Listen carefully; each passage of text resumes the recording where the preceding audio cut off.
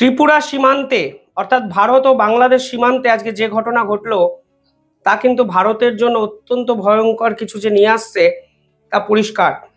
এবার বিএসএফ এর উপর বাংলাদেশের পক্ষ থেকে গরু পাচারকারীরা ঝাঁপিয়ে পড়লেন এবং গরু পাচারকারী রোখার জন্য এখানে বিএসএফ এর 5 থেকে 6 জন অফিসার ছিল, যাদেরকে কিন্তু মারাত্মকভাবে আহত হতে হলো।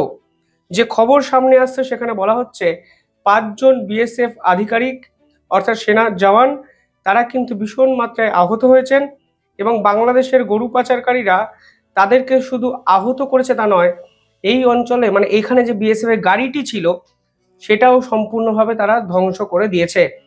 জানিয়ে গোটা রাজ্য রাজনীতি এবং ভারত বাংলাদেশের পরিস্থিতি চরম জায়গায় কিন্তু আজকে পৌঁছলো।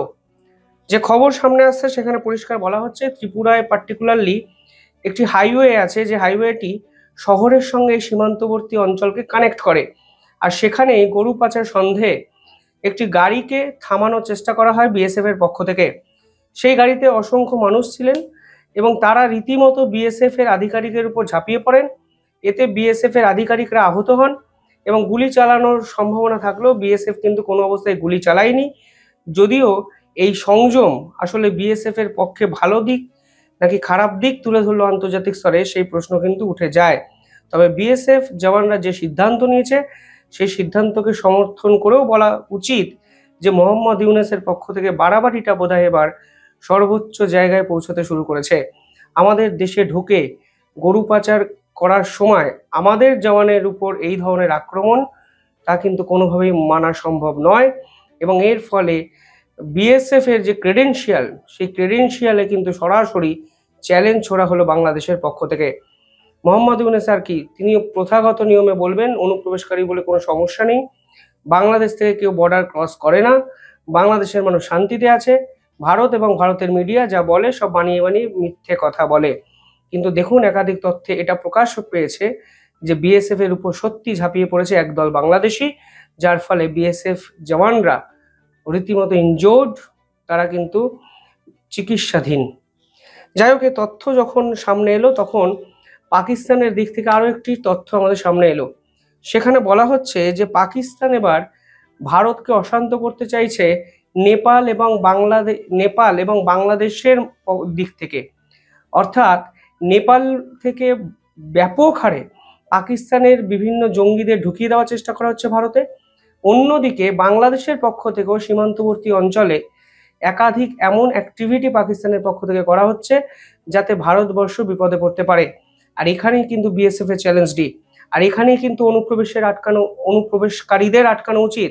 আর এখানেই কিন্তু ভারতের সুরক্ষার ক্ষেত্রে সব থেকে বড় প্রশ্নটি উঠে যায় যে এই ধরনের রিপোর্ট প্রকাশ্যে আসার পরেও আমাদের দেশের রাজনৈতিক দলগুলো কিসের জন্য অনুপ্রবেশকারীদের দিনের পর দিন মদত দিচ্ছে।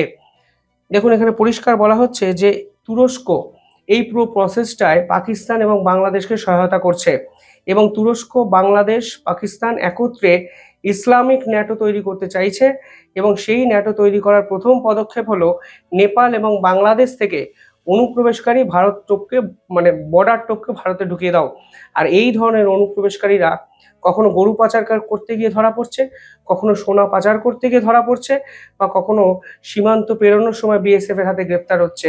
বাট আমি এটা বিশ্বাস করি যারা গ্রেফতার হচ্ছে তাদের সংখ্যাটা কিন্তু অত্যন্ত কম, কারণ রাজনৈতিক দলগুলো, আমাদের দেশের বিভিন্ন রাজনৈতিক দল অনুপ্রবেশকারীদের প্রশ্রয় দিয়ে একটা বাস্তুচক্রের মতো একটা সমাজতান্ত্রিক চক্র তৈরি করেছে, যেই চক্র খুব সহজে যে বিনষ্ট করা যাবে তা কিন্তু আমিও বিশ্বাস করছি না। পাশাপাশি কালকে মোহাম্মদ ইউনূস রাজনাথ সিং এর একটি কমেন্ট নিয়ে পাল্টা হুঁশিয়ারি দিয়েছেন। মোহাম্মদ ইউনূস কিছুদিন আগে কি করেছিলেন, পাকিস্তানের জেনারেলকে একটি বই উপহার দিয়েছিলেন যেখানে গ্রেটার বাংলাদেশ গড়ার পরিকল্পনা ছিল। গ্রেটার বাংলাদেশ কারণ এখানে একটি ম্যাপ প্রকাশ করা হয়েছিল যেখানে আসাম, মেঘালয়, ত্রিপুরা এই 3টি জায়গাকে বাংলাদেশের অংশ হিসেবে দেখানো হয়েছিল।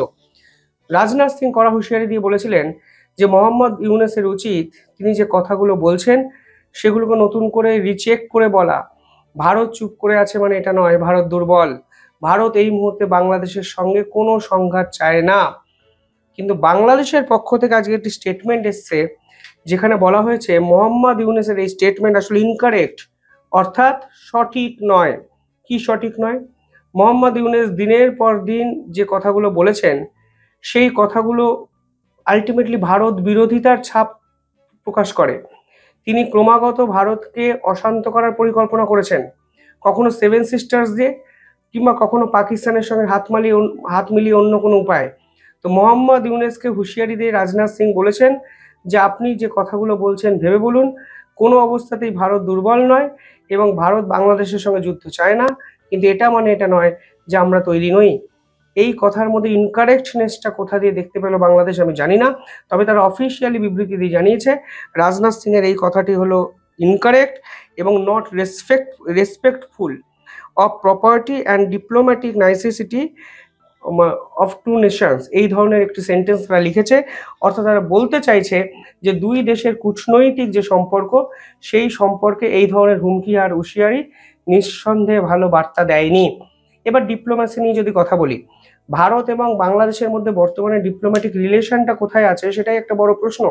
কারণ দিনের পর দিন একটা রাষ্ট্র, পাকিস্তান, তুরস্ক এবং বাকি ইসলামিক রাষ্ট্রগুলো নিয়ে ভারতকে হুঁশিয়ারি দেওয়ার হুমকি দেয়, মানে ভারতকে উড়িয়ে দেওয়ার হুমকি দেয়, ভারতের বিপক্ষে আক্রমণের হুমকি দেয়, কোনো কারণ ছাড়া ভারতের সীমান্তে অস্ত্র মজুত করে, ট্যাঙ্ক মজুত করে, সেনাবাহিনী ডিপ্লয় করে। সেই দেশ হঠাৎ করে ডিপ্লোম্যাটিক স্তরে কথাবার্তা বলার জ্ঞান ভারতকে কিন্তু দিচ্ছে, যা পরিষ্কার করে দেয় যে মোহাম্মদ ইউনূস আসলে রাজনাথ সিং এর এই কথায় কিন্তু একটু হলেও কেঁপে গেছে। কারণ মোহাম্মদ ইউনূস যে কথাগুলো বলেছেন, তিনি ভেবেছিলেন ভারত হয়তো কোনো বিষয়ে কোনো রিয়াক্ট করবে না অ্যাজ ইউজুয়াল, কিন্তু ভারতের প্রতিরক্ষা মন্ত্রী সরাসরি পাল্টা হুঁশিয়ারি দিয়ে বসবে, তা হয়তো বাংলাদেশ নিজেরাও ভাবেনি। পাশাপাশি সেখানে তারা একটি স্টেটমেন্ট লিখেছেন যে নট রেসপেক্টেড, মানে রেসপেক্টফুল অফ প্রপার্টি। এবার রেসপেক্টফুল মানে তো বুঝতেই পারছেন যে সম্মান এখানে মোহাম্মদ ইউনূসকে দেওয়া হচ্ছে না, এই ধরনের কথাবার্তা তারা অসম্মানজনক হিসাবে চিহ্নিত করতে চাইছেন। এবার বিষয় হলো মোহাম্মদ ইউনূসের সম্মান আছে বলে ভারত তো এমনি বিশ্বাস করছে এই মুহূর্তে, সেটা নয়। দ্বিতীয়ত, মোহাম্মদ ইউনূস দিনের পর দিন বাংলাদেশের সমাজ ব্যবস্থাকে সম্পূর্ণ শেষ করে দিয়েছেন, কিন্তু তিনি ভারত বিরোধিতাকে শুধুমাত্র আশ্রয় করেন বাংলাদেশের মানুষকে ভুল বোঝানোর জন্য। তিনি কথাবার্তায় যে কথাগুলো বলেন, কিংবা তিনি যে ম্যাপ, গ্রেটার বাংলাদেশের ম্যাপকে পোর্ট্রে করেছিলেন, সেই ম্যাপ পোর্ট্রে করার পর কি ভারতের সম্মান বেড়েছিল? ডিপ্লোম্যাসি কি একতরফা হয়? রেসপেক্টফুল অ্যাটিটিউড কি একতরফা হয়? হয় না। ফলে ভারত যে কথা বলেছে, ভারতের মধ্যে কোনো ভুল নেই। এই যে সীমান্তে আজকে যে ঘটনা ঘটলো, সেইখানে ডিপ্লোম্যাসি বা রেসপেক্টের কথা কি মোহাম্মদ ইউনূস বলবেন? নাকি সীমান্তে গুলি চালালে যেভাবে সীমান্ত হত্যা নিয়ে তিনি আন্তর্জাতিক স্তরে চিৎকার চেঁচামেচি করেন, আজকের ঘটনায় তিনি ঠিক একইভাবে বাংলাদেশের বর্ডার গার্ড অফ বাংলাদেশকে বলবেন যে তোমরা অনুপ্রবেশকারী রুখতে পারোনি, ভারত কিছু ভুল করেনি? পাশাপাশি 50 বছর পর বাংলাদেশে পাকিস্তান নেভির পদচারণ হলো। পিএনএস সঈদ নামক একটি কেরিয়ার বাংলাদেশে কিন্তু এসে পৌঁছালো, যা একটা জিনিস পরিষ্কার করে দিচ্ছে, সেই পুরনো খেলা মোহাম্মদ ইউনূসের, ভারতকে চাপে রাখো, পাকিস্তানকে কাছে ডাকো, পাকিস্তানের সঙ্গে সম্পর্ক ভালো রাখো, তাহলেই ভারত নাকি বাংলাদেশের কাছে ফিরে আসবে। মূর্খের স্বর্গে বাস করছেন। তবে আজকে বিএসএফ এর উপরে যে হামলা হয়েছে, তার পাল্টা ভারত কি করে সেটাও কিন্তু একটা দেখার বিষয়, এবং খুব সহজে যে ভারত ছাড়বে না তা কিন্তু পরিষ্কার হয়ে যাচ্ছে রাজনাথ সিং এর এই কমেন্টেই। দেখতে থাকুন দ্য ইন্ডিপেন্ডেন্ট বেঙ্গল। ধন্যবাদ।